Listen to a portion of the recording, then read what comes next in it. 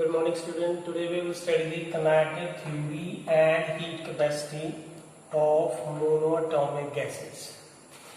और इस टॉपिक में अगर हमने kinetic theory and heat capacity पढ़ना है तो सबसे पहले हमें ये पता होना चाहिए कि जो ट्रांजिशन kinetic एनर्जी होती है गैसेस की, आइडल गैस की, वो कितनी होती है.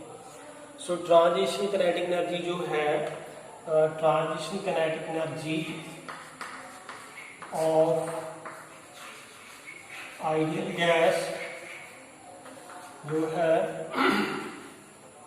वो किसके बराबर होती है? It is 3/2 and R2. If अगर मैं इस एनर्जी को जो ट्रांजिशन किनेटिक एनर्जी है इसको मैं कहूँ कि ET, that is internal energy at the temperature T, but this energy is the transition kinetic energy and at the temperature T which is equal to 3/2 and here is R and T. अब यहाँ पे देखिए R क्या है? Gas constant and T is the temperature. Similarly जो ये जो transition kinetic energy है आइडियल गैस की वो हमने सिंपल टेम्परेचर पे स्टडी की है, वो ऑर्डिनरी टेम्परेचर है. अगर हम हीट कैपेसिटी किसको कहते हैं कि when the temperature of the substance is raised from the 1 degree centigrade of the 1 gram of the substance to 1 degree centigrade. Then when we say यहाँ पे 1 degree centigrade rise टेम्परेचर की बात की जाती है, किसी सब्सटेंस का टेम्परेचर जो है जब 1 ग्राम का सब्सटेंस जो है टेम्परेचर रेज हो जाए, तो यहाँ पे हम क्या करेंगे कि अगर ये जो ट्रांजिशन किनेटिक एनर्जी थी सिंपल टेम्परेचर पे थी, अगर हम इसी ट्रांजिशन किनेटिक एनर्जी को T+1 में स्टडी करें, that means is the higher temperature higher than that of this one, 1 degree higher than that of this one. So therefore it will be equal to the 3/2 and here is R and here is T+1 is there. If this is the equation number 1 and this is the equation number 2. अब हम क्या करेंगे कि इन दोनों का energy difference ले लेंगे. So therefore delta E will be equal to here is ET+1 minus ET जो है वो इसके बराबर है. अब हम इसको सिंप्लीफाई कर लेंगे. तो उसके लिए देखें यहाँ पे ये जो ET थी ये कितनी थी? 3/2. here is R T+1 minus 3/2 and here is R2. अगर इसको और सिंप्लीफाई कर लिया जाए तो it will be equal to the 3/2. here is RT and plus 3/2 and here is R minus 3/2 and RT. अब ये प्लस का है ये माइनस का है, therefore we are left with this 3/2 R. तो जो ट्रांजिशन किनेटिक एनर्जी है जो हमारे पास बचेगी this delta E. So therefore that delta E will be equal to, I am going to write here this delta E जो है वो किसके बराबर आएगी? 3/2 means R. And you know that ये जो ट्रांजिशन किनेटिक एनर्जी है, अब R की वैल्यू जो है गैस कांस्टेंट की वो यहाँ पे हम पुट अप करेंगे, that is the 3/2 R it is 1.987. This is in the term of degree and calorie degree. So therefore if we put that value, so therefore we will get here it will be equal to the 2.98, that is the calorie and degree inverse and inverse. So this is called as the change in the transition kinetic energy of the molecule. अब यहाँ पे एक discussion करनी जरूरी है कि ये जो ट्रांजिशन किनेटिक एनर्जी आ रही है वो टेम्परेचर के साथ जो है वेरिएशन है उसकी. तो अगर टेम्परेचर के साथ वेरिएशन है तो जो हमने अभी पढ़ा है तो we can say that increase in the transition kinetic energy for 1 degree rise in the temperature is equal to the molar heat capacity at constant volume. That means to say कि ये जो heat capacity है energy आई थी that is equal to the CV because increase in the transition kinetic energy for 1 degree rise in the temperature is equal to the molar heat capacity at constant volume. Therefore Cv is equal to 3/2 and R. So that is the same thing. तो इसमें हम जब value R की put up करेंगे तो therefore it will be the 298.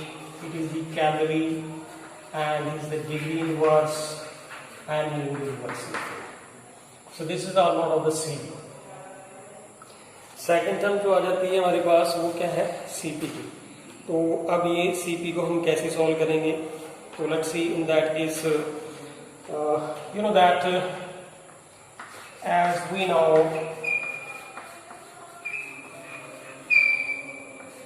That one is the heat capacity CP and minus CV is equal to R. अगर ये दोनों इक्वल टू R हैं तो therefore Cp किसके बराबर की होनी चाहिए, Cv प्लस R. तो therefore ये जो Cp है और Cv की वैल्यू अभी 3/2 R थी एंड यहाँ पे R पुट अप कर देंगे. So therefore it will be equal to the 5/2 and R. Same here R की वैल्यू दोबारा से हम पुट अप करेंगे, that is 1.987. So therefore when we will put the value of this R here, we will get here 4.97. It is the calorie. Here is the degree inverse and mole inverse. So this is the CP is here, and we can say that it is nearly equal to the CP. जो है we can say that it is nearly equal to the 5. So that is the calorie and degree inverse and mole inverse is here. And अब इसके बाद आ जाता है कि जो Cp divided by Cv जो है, इसको जब हम ratio of Cp and Cv can be calculated also here, that is Cp divided by Cv is here. अब यू नो दैट Cp जो है वो किसके बराबर थी, that is the 5/2 and R and here is the 3/2 and R is there. So we are left with the 5/3 is only there. So when we simplify it, and it will be equal to the nearly about the 1.67, and that is called gamma. So therefore gamma is equal to किसके बराबर है, this Cp divided by Cv. So this is the relationship between the Cp and Cv and kinetic theory and heat capacity of the monatomic gases. अब इसके बाद हमारे पास नया topic आ जाता है कि व्हाट इज द जॉउल-थॉमसन फैक्ट. अब जो ये जो जॉउल-थॉमसन फैक्ट है उसके लिए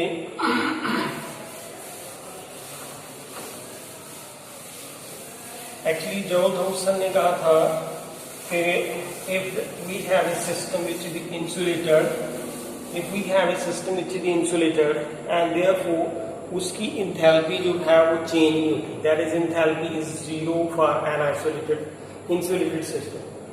So for that if we discuss that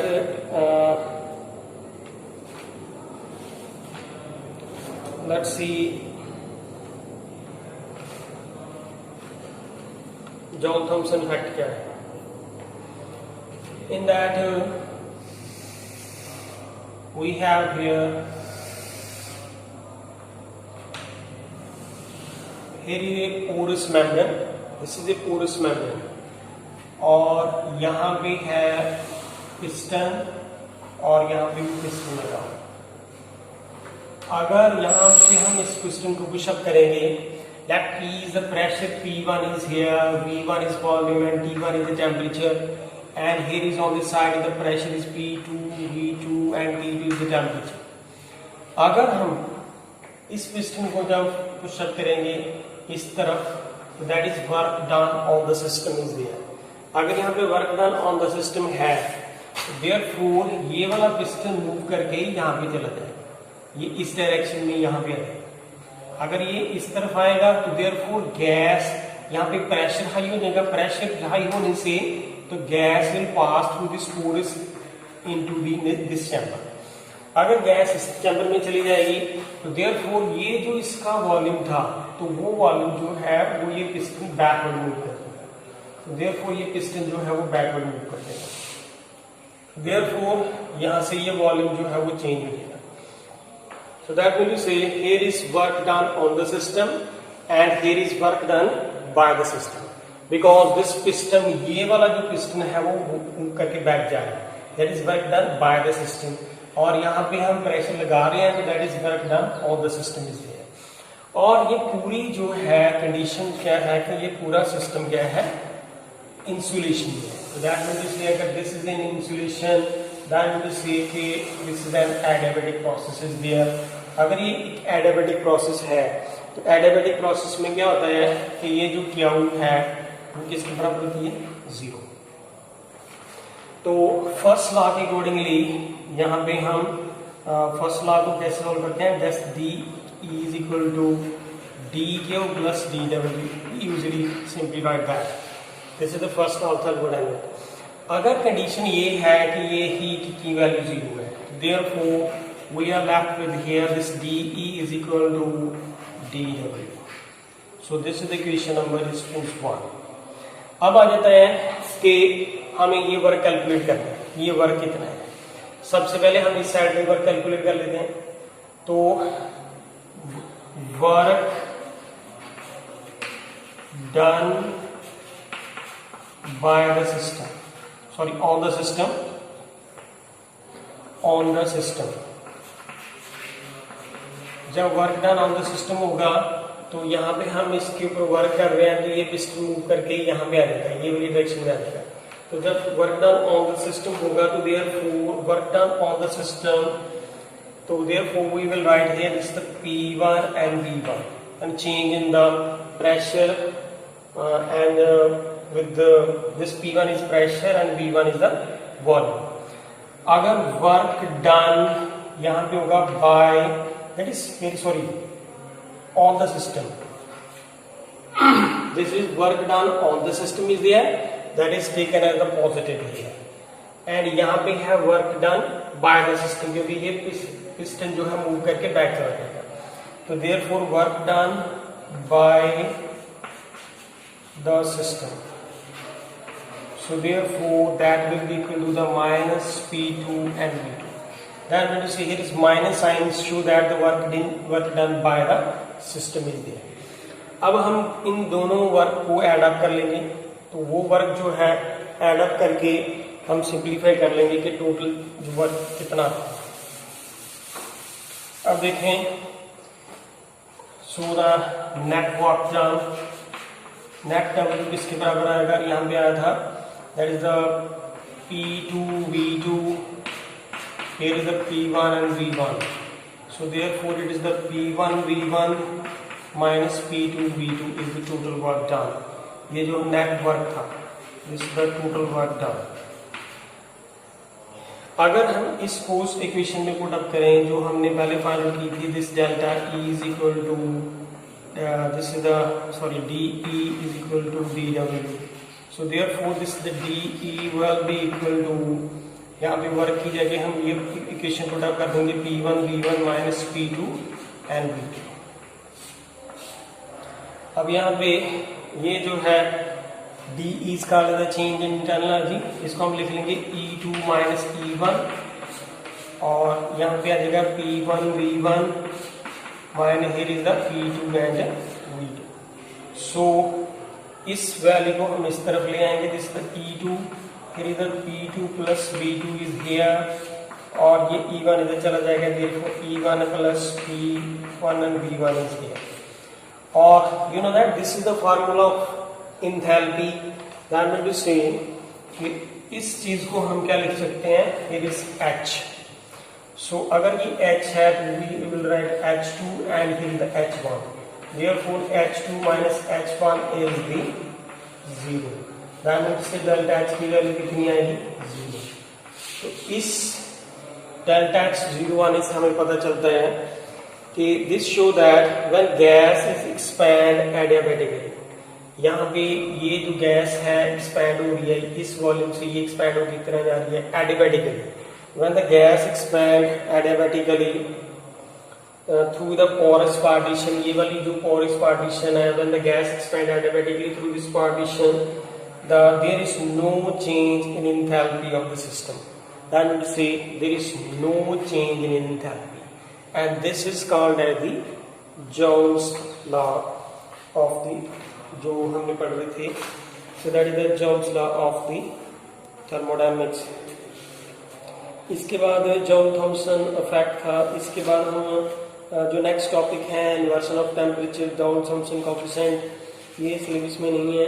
तो इसके बाद एक नेक्स्ट टाइप आ जाएगा calculation of work, heat, internal energy, enthalpy for the isothermal expansion of ideal gas for reversible process. वो हम नेक्स्ट टॉपिक में करेंगे.